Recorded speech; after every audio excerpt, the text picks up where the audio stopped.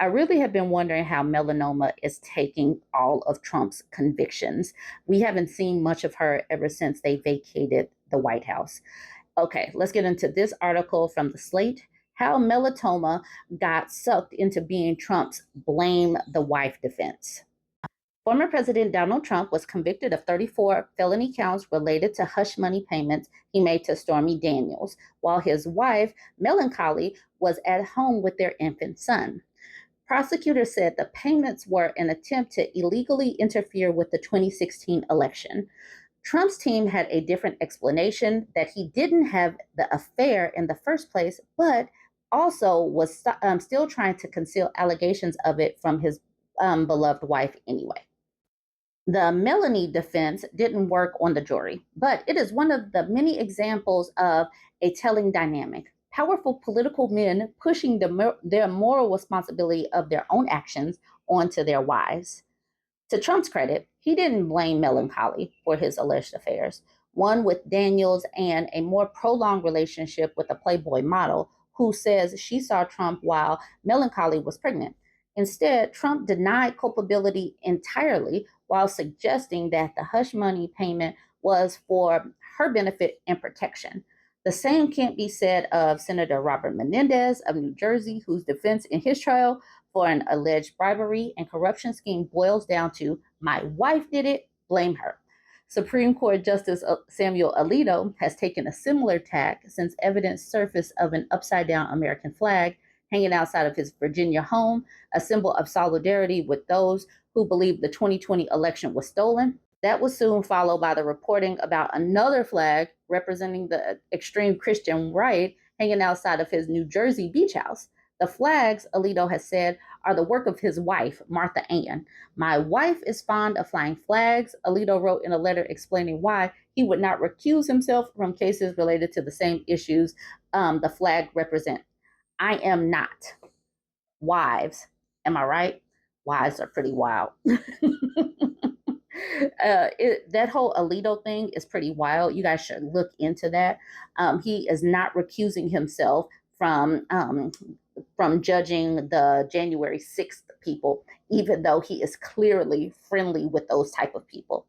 These efforts to make women responsible for men's bad acts are as old as Adam, Eve, and the apple, and are a perverse sort of marital traditionalism. Marriage in the traditionalist and conservative Christian views is a coming together of two people fit for complementary, not equal roles. Men in this tradition are the family's public representative, economic supporter, and unquestioned leader. Women are confined to the private realm, charged with the keeping of a home and raising children, but are also the family's moral center, the molders of upstanding children and civilizers of otherwise boorish husbands. Marriage, in this view, is a kind of separate but equal union of interdependence. Women who are intellectually feeble and less effective economic actors need men for financial support, basic survival, political representation, and general guidance. Men need women for general moral encouragement.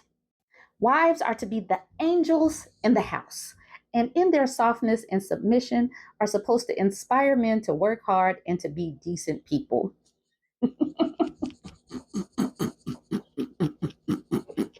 Okay.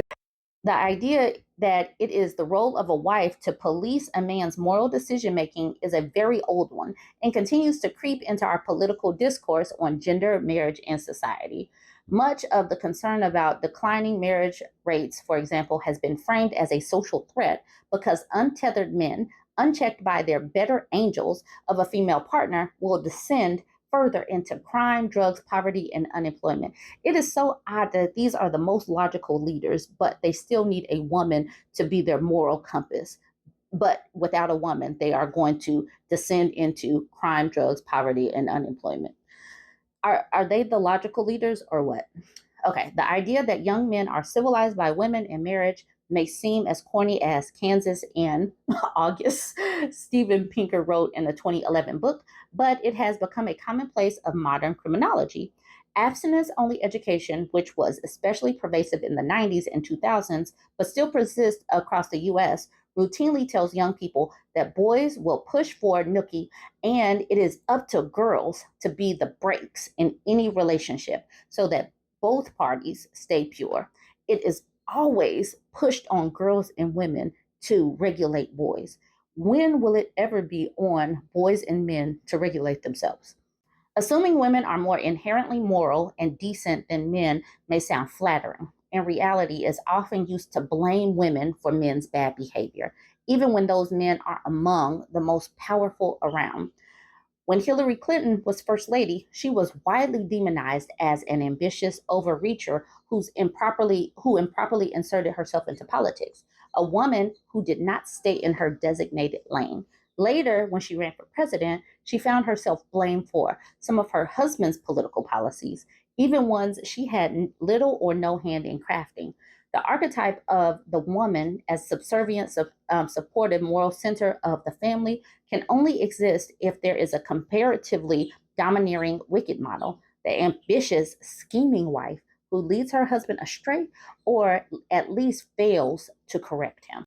Trump's melatonin defense places her in the first category, a beloved and decent wife whom he could not stomach disappointing. Menendez and Alito placed their wives in the second, women of their own minds who did their own thing and whose independent decisions have now landed innocent yet extremely powerful and public men in hot water through no fault of those men's own. The United States is in a strange cultural moment where it comes to gender equality. Anti feminist backlash seems to be in full force as American women see our rights rolled back to a time before we were allowed to vote. At the same time, a rising hyper-masculine right is gaining traction with explicit misogyny and male grievance. Trad wives are a social media trend, largely for men who seem turned on by the fantasy of wholesale female submission. Pro-natalist voices are gaining more airtime by blaming women for not having enough babies, thus ushering in social and economic decline. And conservative legislators are putting a series of mechanisms into place to force women and girls to have babies, whether we want to or not. Victorian era lines between good women and bad ones seem to be reemerging, but not exclusively on the right. These assumptions and stereotypes that divide the angel at home from the independent Eve run deep, despite centuries of feminist work to counter and disprove them. Trump's employment of them to make himself look like a conscientious husband seems to have failed. Menendez's use of them to blame his wife for the crimes he's charged with are being tested in a court of law. Alito's similar strategy is being tested in the court of public opinion. Perhaps the American public has finally wised up to the fact that women are people, not either angels or she devils, but that hasn't stopped many powerful men from recently hanging their innocence on claims that their wives are either too virtuous to disappoint or too independent to be trusted.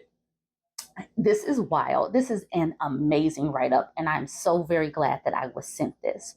We need to start holding men accountable for their behaviors and stop accepting that it is women that are supposed to navigate these most logical leaders. If they are the ones that are supposed to be in charge and lead the way, and we're supposed to submit to them, but they can't lead themselves to do the right things. We need to admit that maybe having a peen is not what leadership qualities and power should be based on. Let me know what you think about this one and this blaming of the wives or women or girls for men and boys' behavior. Jump in the comments, like, comment, share.